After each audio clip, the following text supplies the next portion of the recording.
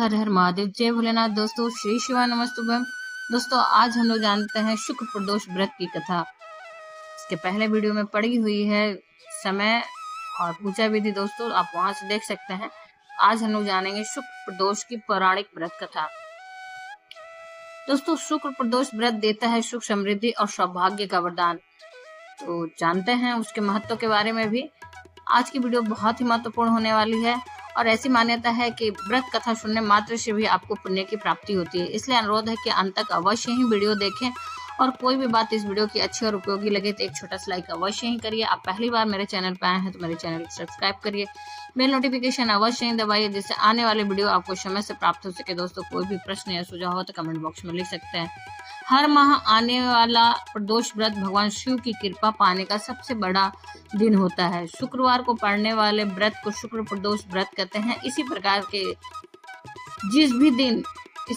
जिस भी दिन जो व्रत पड़ता है प्रदोष का, उसका उसी तरह से नाम हो जाता है। जैसे सोम प्रदोष व्रत, बुध प्रदोष व्रत, मंगल प्रदोष व्रत या भौम प्रदोष व्रत, तो उसका उसी तरह से फल भी हो जाता है। दोस्तों, उसका पुण्य भी उसके दिन के अनुसार ही प्राप्त होता है। इस दिन किए जाने वाले प्रदोष व्रत से सुख, समृद्धि और सौभाग्य का वरदान मिलता है। प्रदोष व्रत की पूजा शाम के समय प्रदोष काल में की जाती है।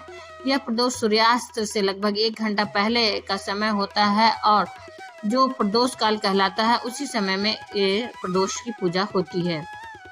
धार्मिक ग्रंथों के अनुसार प्रदोष व्रत करने से भगवान शिव शंकर की पूर्ण कृपा प्राप्त की जा सकती है। इससे जीवन में किसी प्रकार का अभाव नहीं रह जाता है। इतना ही नहीं, समस्त आर्थिक संकटों का समाधान करने के लिए प्रदोष व्रत अवश्य करना चाहिए। इस व्रत के प्रभाव से हर तरह के रोग दूर होकर बीमारियों पर होने वाले खर्च में भी कमी आती है। भगवान शिव को ज्ञान और मोक्ष का दाता माना जाता है। अतः अध्यात्म की राह पर चलने वालों को प्रदोष व्रत अवश्य ही करना चाहिए। दोस्तों, ये तो रहा इस व्रत का महात्म्य। अब जानते हैं व्रत कथा। एक नगर में 3 मित्र रहते थे, राजकुमार, ब्राह्मण कुमार और तीसरा धनिक पुत्र। राजकुमार और ब्राह्मण कुमार विवाहित थे। धनिक पुत्र का भी विवाह हो गया था, लेकिन गौना शेष था। एक दिन तीनों मित्र स्त्रियों की चर्चा कर रहे थे। ब्राह्मण कुमार ने स्त्रियों की प्रशंसा करते हुए कहा, नारीहीन घर भूतों का डेरा होता है। धनिक पुत्र ने यह सुना तो तुरंत ही उसने अपनी पत्नी को लाने का निश्चय कर लिया। तब धनिक पुत्र के माता पिता ने समझाया कि अभी शुक्र देवता डूबे हुए हैं, ऐसे में बहू बेटियों को उनके घर से विदा कर लाना शुभ नहीं माना जाता है। लेकिन धनिक पुत्र ने एक नहीं सुनी और ससुराल पहुंच गया।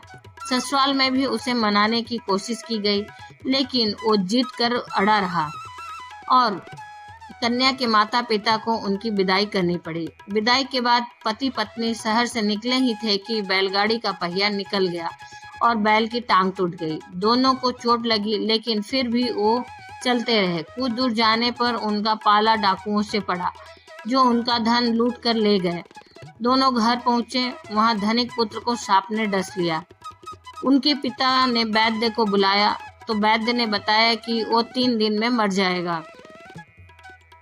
जब ब्राह्मण कुमार को यह खबर मिली तो वो धनिक पुत्र के घर पहुंचा और उसके माता पिता को शुक्र प्रदोष व्रत करने की सलाह दी और कहा कि इसे पत्नी सहित वापस ससुराल भेज दें।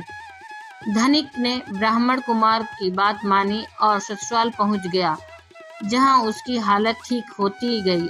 यानी शुक्र प्रदोष के महात्म्य से सभी घोर कष्ट दूर हो गए। इस दिन कथा सुने अथवा सुनाए तथा कथा समाप्ति के बाद हवन सामग्री मिलाकर 11, 21 या 108 ओम ह्रीम क्लीम नमः शिवाय स्वाहा मंत्र से आहुति दे। उसके बाद शिव जी की आरती तथा प्रसाद वितरण करें। उसके बाद भोजन करें। दोस्तों, कहा जाता है कि शुक्रवार को प्रदोष व्रत सौभाग्य और दाम्पत्य जीवन में सुख समृद्धि भर देता है। यही कारण है कि आज के प्रदोष व्रत का काफी खास महत्व है और काफी खास माना जा रहा है। शुक्र के दिन पड़ने वाले इस प्रदोष से सुख समृद्धि मिलती है। दोस्तों, तो इसलिए भी इस व्रत का बहुत ही महत्व हो जा रहा है, क्योंकि शुक्रवार के दिन पड़ा है।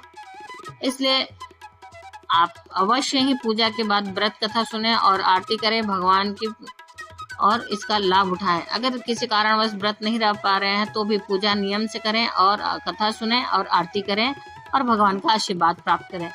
तो दोस्तों उम्मीद करते हैं इस वीडियो की जानकारी आपको अच्छी और उपयोगी लगी होगी। अगर अच्छी और उपयोगी लगी तो एक लाइक छोटा सा अवश्य ही करिए। आप पहली बार मेरे चैनल पर आए हैं तो मेरे चैनल को सब्सक्राइब करिए, बेल नोटिफिकेशन अवश्य दबाइए जिससे आने वाले वीडियो आपको समय से प्राप्त हो सके। कोई भी प्रश्न या सुझाव तो कमेंट बॉक्स में लिख सकते हैं दोस्तों। फिर मिलते हैं एक नई जानकारी से अपने वीडियो में, तब तक के लिए हर हर महादेव, श्री शिवाय नमस्तुभ्यम। धन्यवाद दोस्तों।